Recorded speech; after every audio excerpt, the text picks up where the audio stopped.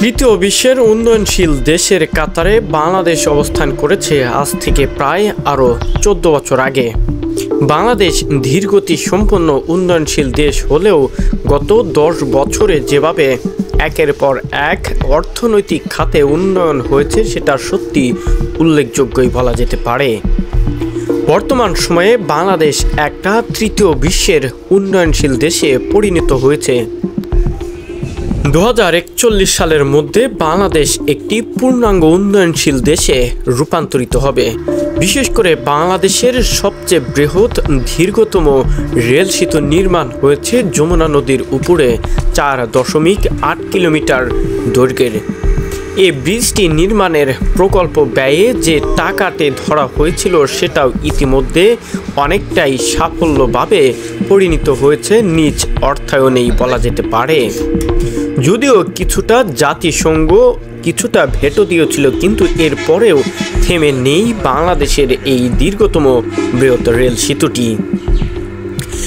Bangladesh rail সেতুর পূর্ব পাশের দৃশ্য এটিকে বলা হতো ইব্রাহিমাবাদ রেল স্টেশন। পরবর্তীতে নাম চেঞ্জ করে অর্থাৎ পরিবর্তন করে রাখা হয় বঙ্গবন্ধু সেতু পূর্বপাড় রেল স্টেশন। এটির বর্তমান চিত্র এটি। বাংলাদেশ রেল সেতু যখন পূর্ণাঙ্গভাবে কাজ সম্পন্ন হয়েছে, ঠিক এর পাশাপাশিও এটাও উন্নত দেশের আধুনিকতার ছোঁয়ায় কাজ সম্পন্ন হয়েছে।